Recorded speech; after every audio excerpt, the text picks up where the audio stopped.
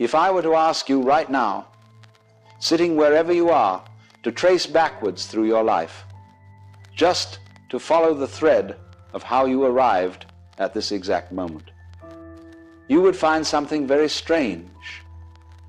You would find that it makes sense. Not in the way a textbook makes sense. It's sense in the way a dream makes sense while you're inside it. You know? That peculiar feeling when you're dreaming and the strangest things happen. A horse walks through your kitchen. Your mother has someone else's face, and yet you don't question it. It fits. It belongs. Only when you wake up do you say, well, that was absurd. But here's the thing. Your life, when you look backwards at it, has that same quality. It flows.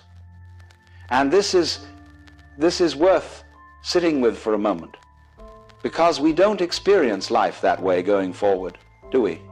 Going forward, everything is chaos, uncertainty. You stand at crossroads and you agonize. You lie awake at night wondering if you made the wrong turn. You think, if only I had taken that other job, if only I had said yes, if only I had said no, if only I had stayed, if only I had left. But then, 10 years later, you look back and you see that all of it, all the mess, all the wrong turns, all the detours led exactly here, to this room, this breath, this moment of your life. And you can't find the mistake. You can find pain. You can find suffering. You can find things you regret. But you cannot find the place where you went off the path. Because here's the secret. Nobody tells you. There was no other path. This sounds like fatalism, doesn't it? This sounds like I'm saying you're a puppet and none of your choices matter and everything is predetermined. And that's a rather gloomy way of looking at things. But that's not what I'm saying at all. What I'm pointing to is something much more interesting, much more slippery. And if you can feel it, not think it, but feel it, something inside you will relax in a way it hasn't relaxed in years. See, we walk around with this constant anxiety that we might miss our life. That's the fear, isn't it? Not just that things will be difficult, but that we'll take the wrong road and end up at the wrong destination. That there was a correct life, the life we were supposed to live, and we somehow wandered off from it. And we carry this like a weight. You're carrying it now, maybe, some version of it. The sense that you should be further along, that you made mistakes that cost you, that the real life, the right life, is happening somewhere else to some other version of you who made better choices. But I want you to consider something. What if that feeling of being lost was the path? What if the confusion wasn't a deviation from your journey, but the actual texture of the journey itself? Because here's what I've noticed about rivers. And I'm very fond of rivers because they understand something we don't. A river never asks, am I going the right way? It doesn't stand still and worry. It doesn't look at the rocks in its path and say, oh no, I'm blocked, I've made a mistake, I should have been more like the river over there. No. It just moves. And when it meets an obstacle, it goes around or under, or it waits for 1,000 years if necessary and it goes through. And the miraculous thing, it always reaches the sea, not despite the obstacles, not in spite of the winding and the turning and the temporary pools where it seems to stop entirely, because of them. The winding is how rivers move, and so are you. You are a winding thing. You are not a straight line, and you were never supposed to be. The culture tells you go directly from point A to point B. Be efficient. Don't waste time. Know where you're going and march there like a soldier. But that's not how life moves. That's not how you move. You move like water, like music, like a conversation that changes direction 17 times and somehow ends up exactly where it needed to go. Let me tell you something that happened to me once. I was walking in the mountains, this was years ago, and I had a map, a very good map.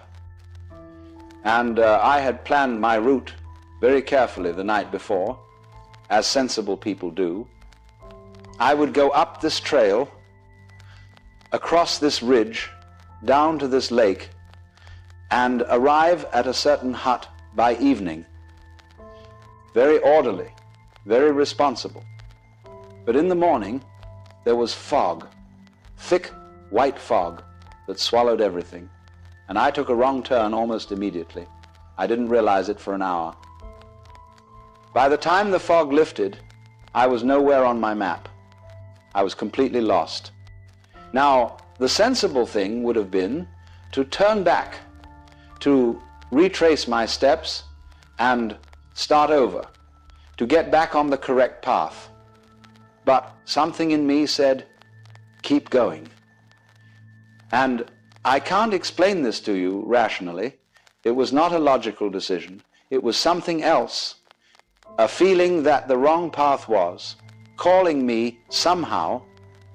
So I walked for hours. I walked through country I had never planned to see, through meadows that weren't on any map, past a waterfall I would never have found otherwise.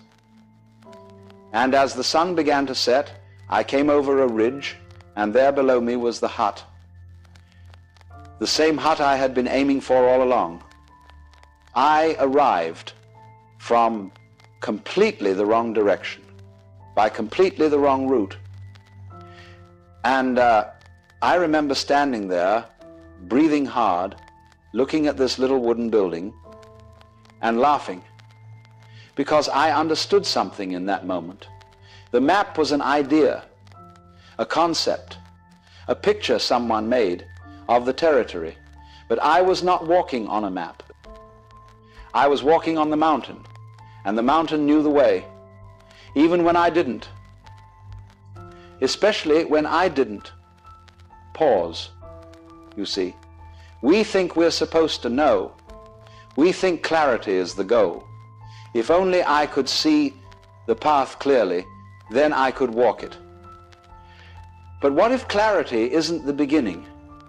What if clarity only comes at the end? What if you're supposed to walk in the fog and trust that your feet know something your mind doesn't? This is very difficult for us to accept, because we worship the mind, we worship planning and strategy and knowing ahead of time. And there's a place for that. I'm not saying throw away all your maps. Maps are useful, but they are not the territory. You are not walking through a map. You are walking through your life, and your life is alive. It responds, it adjusts, it catches you when you fall, and it falls with you when you need to fall, and it lifts you up when falling is over. It's not a mechanism, it's an organism, and you are part of it, not separate from it, not on top of it trying to control it, in it, of it. So when you look back at your life and you see all those moments where you thought you were lost, you might begin to wonder if lost was ever the right word. Because a seed underground doesn't know it's becoming a tree. It experiences only darkness. Pressure, the terrible weight of soil above. If the seed could think, it would think it was dying. It would think something had gone horribly wrong. I'm supposed to be in the light, it would say. Why am I buried? Why is everything pressing against me? And yet, the pressing is what cracks the shell. The darkness is where the roots reach down. The burial is the beginning of rising. You have been buried many times in your life. You know exactly what I mean. Those periods where everything went dark, where you couldn't see your hand in front of your face, metaphorically speaking, where you thought, genuinely thought, that this was the end of something essential in you. And you were right. It was the end. Just the end of the shell, the end of the casing you had outgrown, the end of who you were, so that who you are could emerge. There's a word we don't use correctly.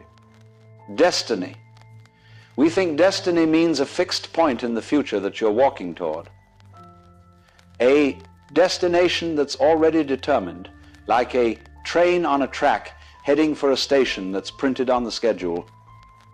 But destiny isn't a place. Destiny is how you move. Think about the way you walk. Really think about it. When you walk, you fall forward. Did you know that? Walking is controlled falling. You lean forward, lose your balance, and catch yourself with the next step. Lean, fall, catch. Lean, fall, catch. Over and over. That's how you cross a room. So in a very real way, you are always falling through your life, always off balance, always catching yourself just in time to throw yourself off.